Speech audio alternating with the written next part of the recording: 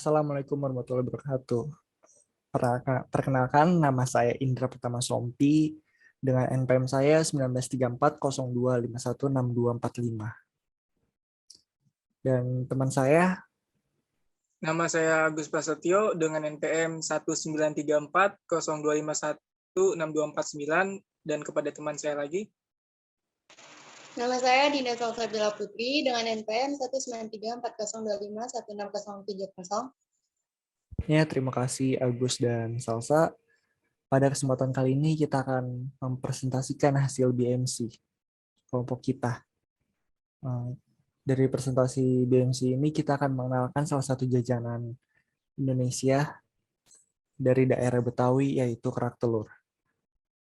Pada zaman ini kerak telur sangat sulit dijumpai karena masih kalah tren dengan makanan zaman kini. Nah, maka dari itu kita mengangkat nama kerak telur atau jajanan khas Betawi untuk mempopulerkan kembali. Sebelum masuk dari materi ini, saya akan menjelaskan tentang BMC secara singkat. Apa sih itu BMC?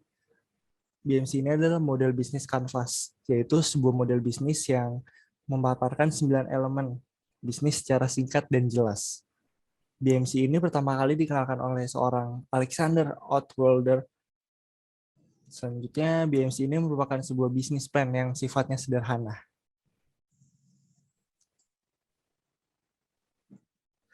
Yang pertama, customer segment, penggolongan orang yang akan tertarik dengan value proposition dari bisnis yang saya jalankan, di mana customer segment dari bisnis yang saya jalankan yaitu semua golongan masyarakat, golongan menengah ke bawah hingga menengah ke atas. Kedua, usia muda hingga tua.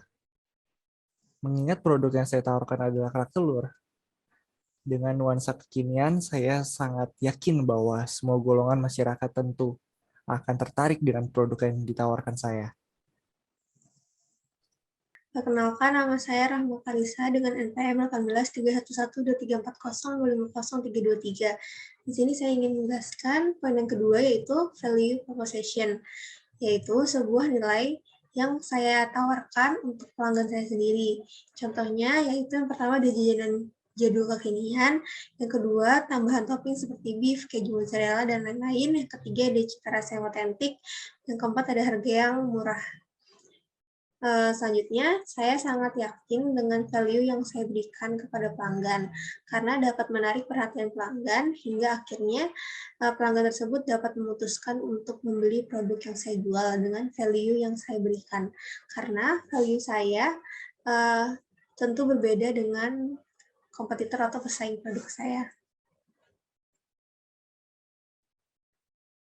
Selanjutnya ada channel, yaitu sebuah cara yang saya lakukan untuk menjangkau customer seperti memasang iklan di sosial media. Contohnya Instagram, YouTube, Facebook, dan lain-lain. Yang kedua, membuka restoran online melalui GoFood, GrabFood, dan ShopeeFood. Selanjutnya, seiring berkembangnya zaman, tentu akan semakin mudah untuk menjangkau customer yang nantinya akan membeli produk yang saya tawarkan. Selanjutnya ada customer relationship, yaitu sebuah cara yang saya lakukan agar dapat terhubung dengan para customer seperti memberikan kartu nama yang berisikan data-data diri seperti nama panggilan yang terhubung dengan WhatsApp. Dengan cara membagikannya kepada customer, kita ketika melakukan pembelian maupun dengan cara membagikannya kepada orang-orang yang melintas di depan outlet. Terima kasih.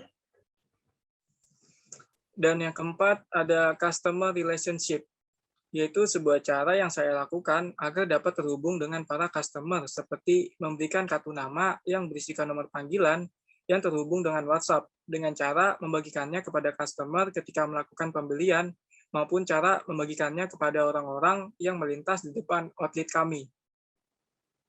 Elemen kelima ada revenue stream, yaitu sebuah cara yang saya lakukan untuk menghasilkan keuntungan dari value proposition yang saya berikan, seperti setiap tambahan satu topping dikenakan biaya sebesar Rp5.000.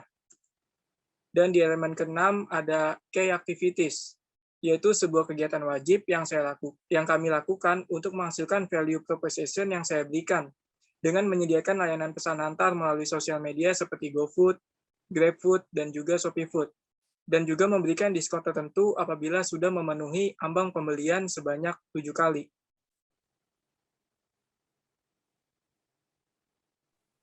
Elemen selanjutnya ada key research, yaitu hal-hal penting yang harus kami lakukan agar key activities dapat dijalankan dengan baik. Dan value proposition dapat kami berikan kepada customer, seperti karyawan yang selalu standby di jam operasional dari mulai pukul 3 sore sampai pukul 10 malam. Fasilitas keadaan yang memadai, serta pembayaran yang bisa dilakukan melalui cash dan debit.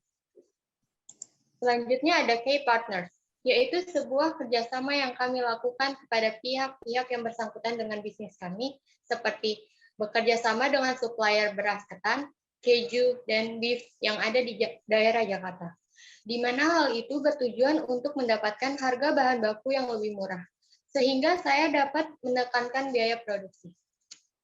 Dan yang terakhir ada cost structure, yaitu sebuah rincian biaya-biaya terbesar yang harus kami keluarkan untuk melakukan key activities dan menghasilkan value proposition yang nantinya akan kami berikan kepada customer, seperti biaya gaji karyawan, biaya sewa tempat, dan juga biaya produksi.